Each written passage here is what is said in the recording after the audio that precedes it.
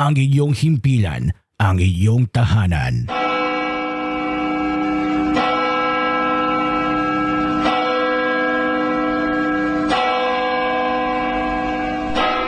Ang anghel ng Panginoon ay nagbalita kay Santa Maria.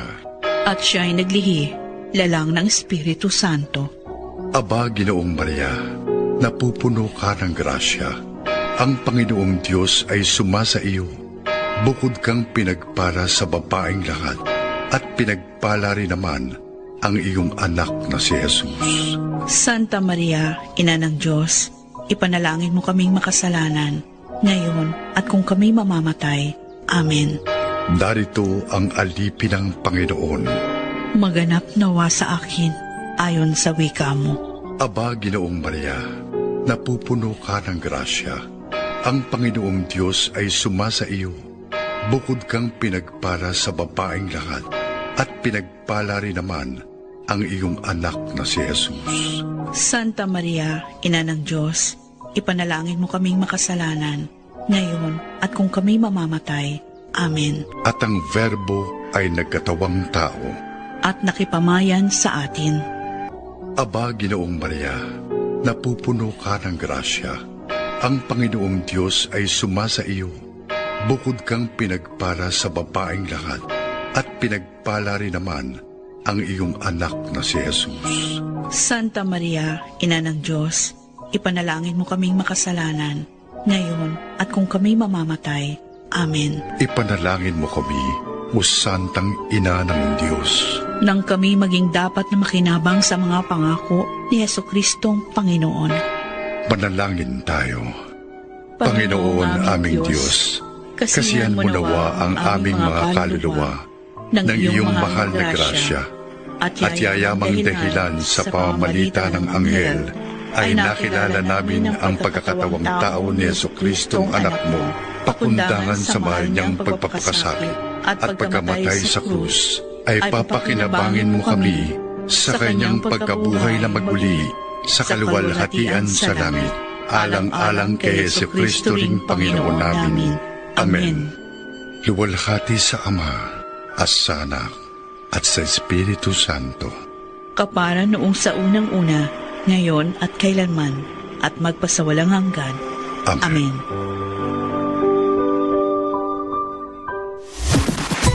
Lahat ng drama, tawanan, balita, at all-time favorite music hits. On air, online, on the ground. Sa lungkot at ligaya, kami pa rin ang inyong kasama. We're the place where you truly belong. Mula sa TVH Group of Networks, ito ang inyong himpilan. Ito ang inyong tahanan. Number 1 sa Mega Manila.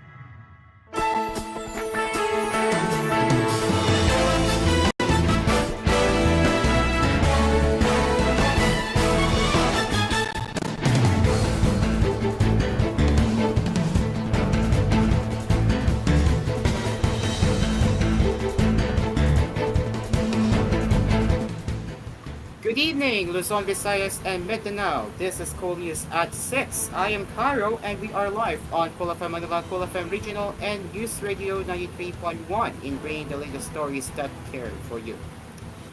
Our top stories. The total number of votes cast in the midterm polls is at 81.65%, the highest in the Commission on Elections COMELEC history. COMELEC Chairman George Aaron Garcia said on Thursday that this percentage is among the 68 million registered voters for this year's polls. COMELEC Chairman George Aaron Garcia said on Thursday that this percentage represents 55,874,700 out of the 68,431,965 registered voters for this year's polls. Garcia said in the press conference in Manila Hotel Tent City, "We are happy because despite it being a midterm election, the voters still cast their ballots. This is the highest voter turnout in the midterm election. In the last 2019 midterm elections, the COMELEC recorded around 75% voter turnout." COMELEC spokesperson John Rex Lutiangco said that the 81.65% projection is an initial unofficial estimate and is still subject to finalization based on the completion of canvass by the National Board of Canvassers. The NBOC is supposed to finish on Thursday the tally of all 175 certificates of canvass, which contains information like the number of votes, number of voters, and the official votes for a candidate. Garcia attributed the increase to the surge of youth voters, just like in the 2022 elections. The COMELEC chief also noted that this turnout is just a few percentage behind the 2022 presidential polls, which saw an 84.2% voter turnout, representing 55,435,939 out of 65,831,806 registered voters that time.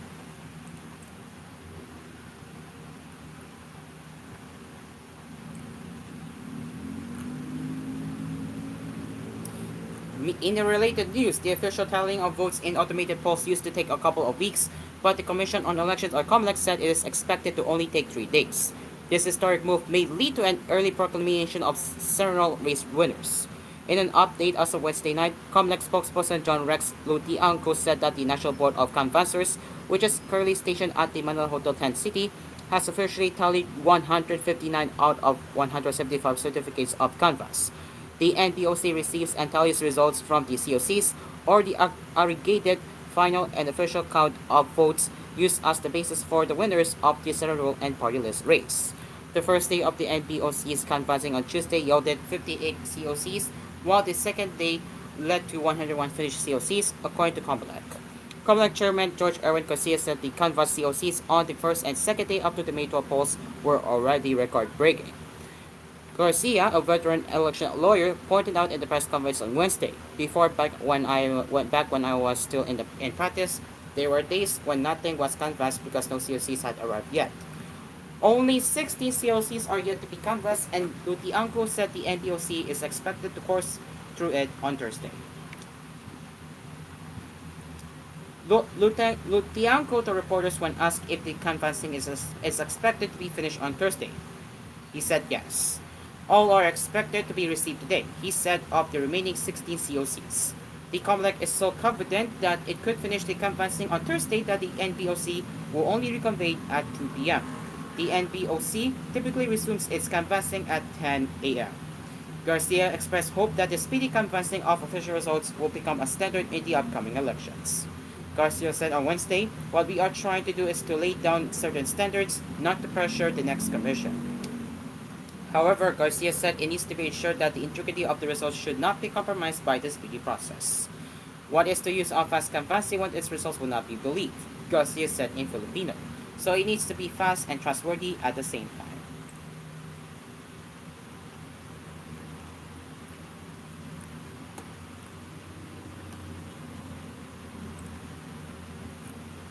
Also, meanwhile, the proposal by the camp of Quinto of Jesus Christ, founder Apollo Kipoy, for a manual recount of votes is not provided for by the law, Commission on Elections or COMELEC Chairman George Aaron Garcia said on Thursday.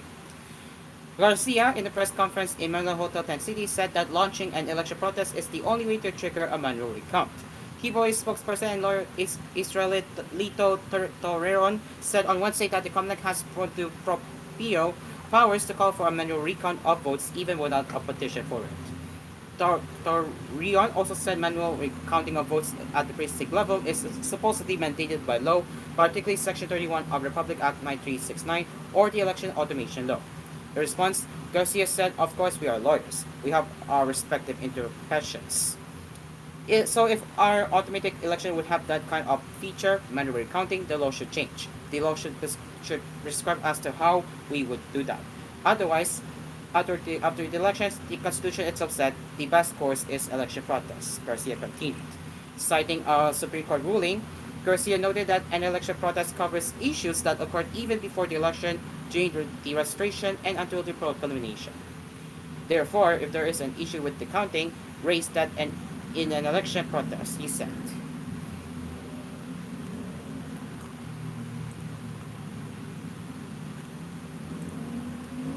This is koolNews at 6. Germany and the Philippines have agreed to enhance defense ties and boost joint activities as Manila builds up a range of alliances to strengthen its position in a long-standing dispute with China in the contested West Philippine Sea. Defense Secretary Gilberto Teodoro and German counterpart Boris Pistorius signed an arrangement concerning defense cooperation in Berlin on Wednesday, agreeing to expand cooperation to include cybersecurity, defense armament, and logistics, and United Nations peacekeeping, the Department of National Defense announced on Thursday.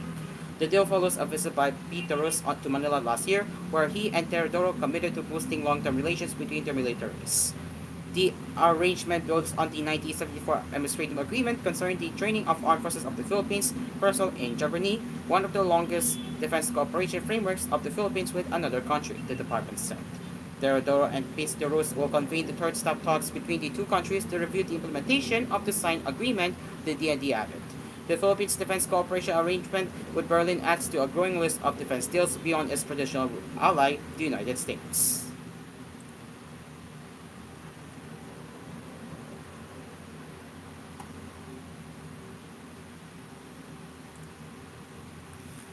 And the Court of Appeals has overturned the acquittal of former Senator Laila de Lima in one of her drug charges. It cited grave abuse of discretion on the part of the Muntinlupa Court that initially cleared her of a drug case. In its ruling made public Thursday, the Appellate Court's 8th Division said the Muntinlupa Court's decision failed to explain the specific facts as well as the laws where the acquittal was based. Agreeing with the contention of the Office of the Solicitor General, the CA said it appeared that the acquittal ruling was based solely on the recantation of witness Rafael Ragos. He noted that the testimony of witness Ragos is necessary to sustain any possible conviction, and without his testimony, the crucial link to establish conspiracy is shrouded with reasonable doubt, the CA noted.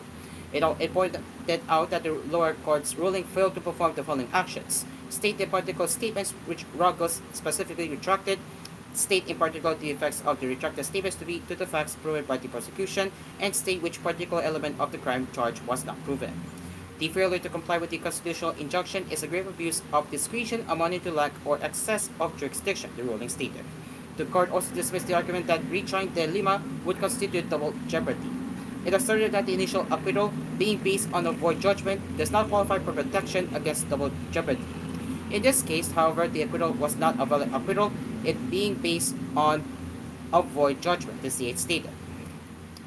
The presence of grave abuse of discretion effectively nullifies the public correspondence jurisdiction, thereby negating the second requisite of double jeopardy, it explained. The case is remanded back to the regional trial court of Muntinlupa City for a new decision, adhering to the legal standards mentioned in the CA's ruling. The decision was written by CA Associate Justice Eleuterio Rio Batan and concurred by Associate Justice Nina G. Antonio Valenzuela and Florencio M. Mabacuac Jr. We will be taking a break. It is now 6:13 in the evening as we continue to serve the latest headlines that care for you on koolNews at 6 after the break. Stay along with us.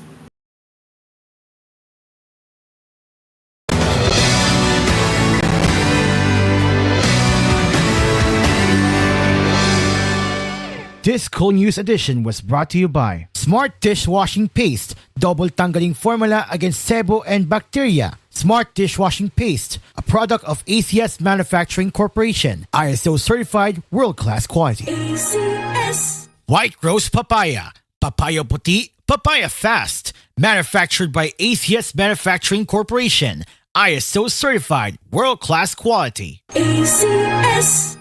People's Bank, equal banking for the Filipino people. People's Bank of the Philippines is a member of Crosslink and supervised by the Bangko Sentral ng Pilipinas. Dunkin, pasalubong ng bayan. And ito ang oras ko, ikaw ang idol ko. Certified BD's Choice ang CEO Idol Hot Dog and Cheese Dog, most chosen cheese dog brand in the Philippines according to Kantar Household Panel Study. CEO Idol Hot Dog and Cheese Dog, idolicious talaga. Yung totoo, produktong garantisado, madaling kausap at madaming magpapayo. May Uno Plus na kalidad, mag-Uno Plus, mag-Uno Plus. Para sa Uno Plus, kalidad na maaasahan mo, serbisyong swak sa'yo. Bumisita lang sa Uno Plus Facebook page. Looking for intense fresh breath? Choose Close-Up Red Hot. Or cool fresh breath bang hanap mo? Choose Close-Up Green Menthol. Mapa-intense fresh or cool fresh man ang hanap mo? Choose fresh. Choose Close-Up with regular use. I'm moving closer to you. Choose Close-Up. Mama, daming time sa lahat.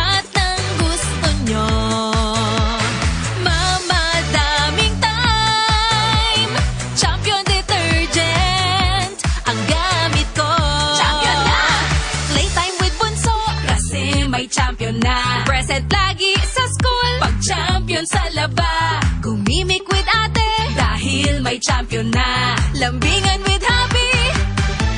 Champion ako dyan. Kung gustong mag-shopping, dapat mag-champion ka. Mag-movie marathon, mabilis lang maglaba. Kung gusto nyong mag-swimming, tara mag-champion na. Lahat ng gusto nyo, mamadaming time.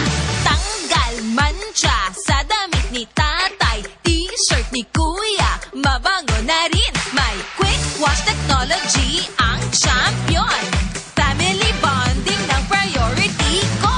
Salamat sa champion! Champion na!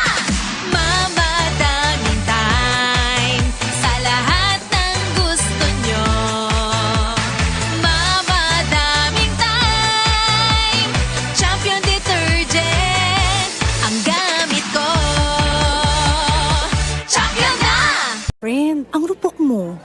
Ikaw, di marupok? Marupok? Bakit ba ang rupok natin? Paano? 97% ng Pinoy kulang sa calcium. Pag kulang sa calcium, pwedeng rumupok ang buto. Di mag-calciumate na tayo. May bone and flexi boosters. Tulong para strong ang bones and joints. With proper diet and exercise. Most prescribed brand pa ng mga doktor. Hi!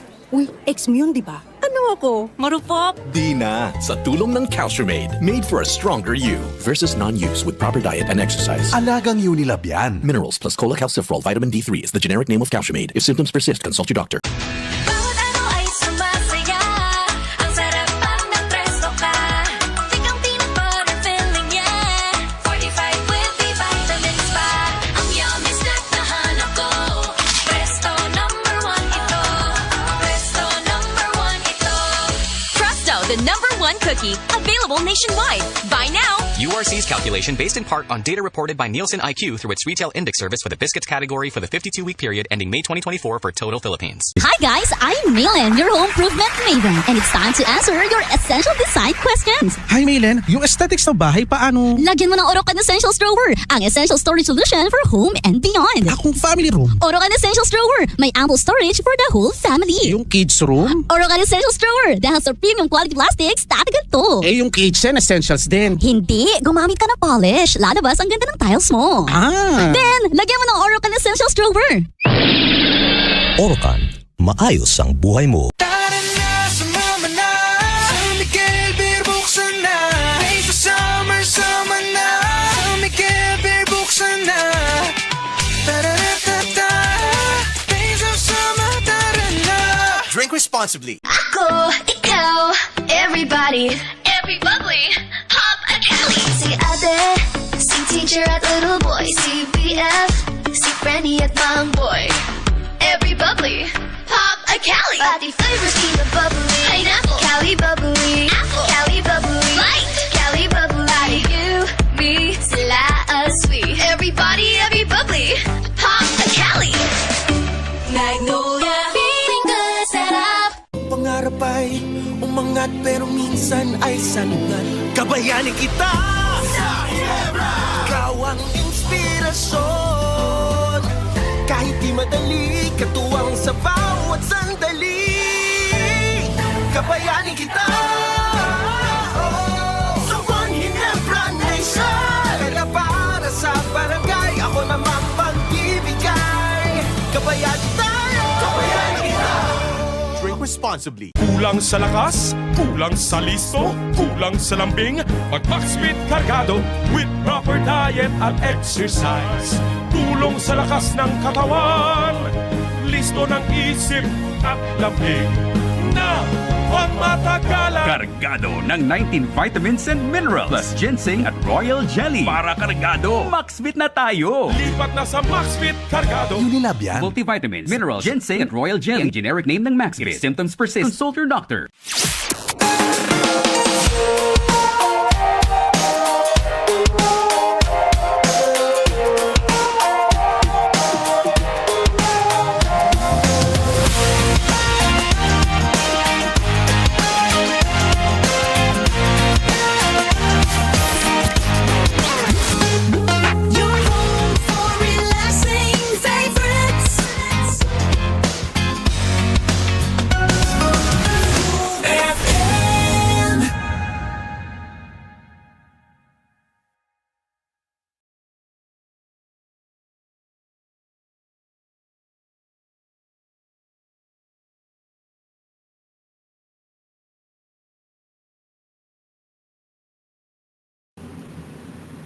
Welcome back to koolNews at 6 as we continue with the headlines.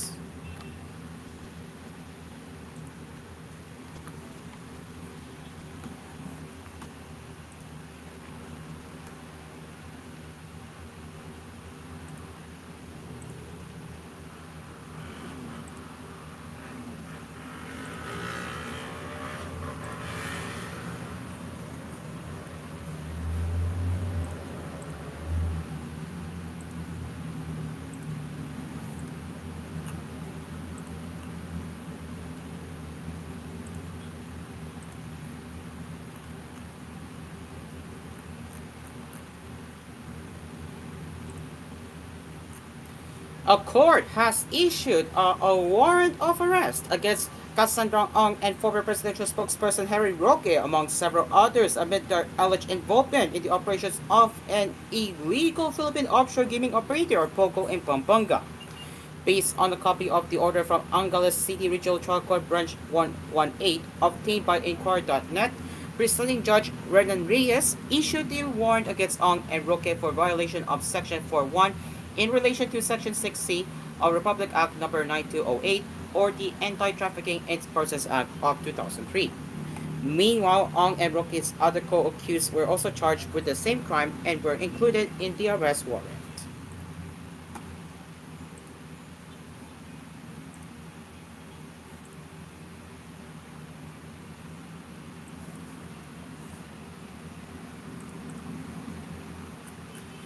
The National Food Authority, 6 or Western Visayas is prepared to roll out the 20 pesos per kilogram rice program dubbed Benteng Bigas Meron Na, or BBM na. The move is in coordination with participating local government units. NFA 6 Manager Jasmine Lintap said in a phone interview on Wednesday that the agency has enough rice inventory and continues milling operations to ensure supply. The region hosts 116,000 bags of rice and 1.5 million bags of palay ready for milling. In Iloilo, the NFA has 85,000 bags of rice, including about 25,000 bags of newly milled stock. Mintak said, "We are continuously milling and we will only be issuing good quality, newly milled, well-milled rice." She noted that they only need instruction from the Food Terminal Incorporated to issue the rice to participating LGUs. She added that updates from LGUs are pending as they might still be busy with the 2025 elections. Residents are encouraged to coordinate with their LGUs and check kadiwa ng Pangulo outlets for the 20 pesos per kilogram rice. In Iloilo, the program will be integrated into the Province Food and Health Security Initiative called CPAC at Tiyaga, or Sigurading Pagkain Tiyak na Kalusugan. This initiative is under the Mo Progress sa Bangko Pilipinas banner, and it was launched on April 28. The initial rollout will prioritize families with malnourished children. During the launch, Iloilo Governor Archer Defensa Jr. said further discussions with partner agencies are needed to finalize the implementation. The national program was officially launched in Cebu City on May 1. And Senate President Francis G. Escudero sees no need to change the rules in the impeachment trial of Vice President Sara Duterte, lest the Senate be accused of doing so in the middle of the game.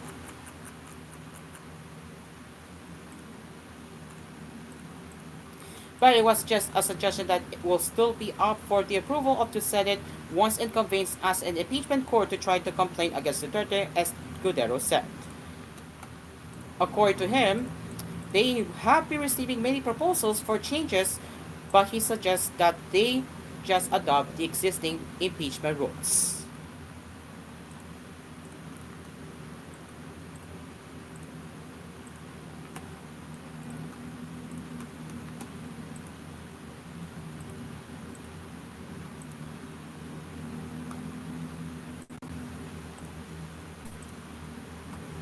Maraming panukala kaming natanggap, hindi lamang mula sa legal team, pero mula din sa iba't ibang senador nitong nagdaang recess, lalo na mula dun sa mga hindi tumatakbo. Pero ang direksyon na personal kong tinatahak sa ngayon ay isuggest sa impeachment court na wag nang baguhin yung rules dahil baka maakusahan pa ang Senado at ang institusyon ng Senado na we are changing the rules in the middle of the game to favor one side or the other. Ipapanukala ko na kung may pagbabago man sa rules, ito yung mag-a-apply to future impeachment cases and not this one. Nakalagay kasi sa existing rules that the rules of court shall be suppletorily applicable. Nagbago na ang rules of court mula nung panahon ni Chief Justice Corona, late Chief Justice Corona at ngayon. So yung mga pagbabagong yun sa rules of court, dala na sa rules na ito at hindi na namin kailangan baguhin pa. So ano yung i-discuss niyong rules pag open sa June 2? Yung existing rules pa rin. Kailangan nilang ipresenta yung articles of impeachment or at least yung charges man lamang sa plenaryo ng Senado. Yun ang nakalagay sa rules namin na hindi ginawa sa mga nagdaang panahon. Pero nakalagay sa rules yun. Nasusundan lamang naman namin. That is the formal procedure para officially matake cognizance na ng Senado ang impeachment. Hindi yung pag-file nila sa SecGen. Yung pagbabasa ng articles of impeachment in plenary nakalagay sa rules namin by the prosecutors. And then the Senate can take cognizance of it, and that will now be used as the basis to convene the impeachment court. Dapat basahin ng prosecutors yun formally, at least yung pitong charges, and then the Senate will refer it to the appropriate committee, and that will now be the basis for the convening of the impeachment court, either the same day or the following day. On to international headlines now. Many in India expressed relief after a sudden ceasefire was announced between India and Pakistan on May 10, bringing a welcome halt to 4 days of escalating hostilities between the two nuclear-armed neighbors, marked by shellings, drone attacks, and even tit-for-tat missile launches. But as the guns on the border fell silent, a brigade of angry and disappointed Indians emerged online to mount an attack with bellicose pose off on India's decision to cease fighting when they argued the country had the upper hand in its conflict with Pakistan. Ash Ish Anat posted on X, ceasefire was in peace. It was rather in slow motion. We had them cornered, and instead of finishing it, we folded under global pressure. He identified himself as a financial planner from Jammu and Kashmir, as well as someone who is unapologetically Hindu.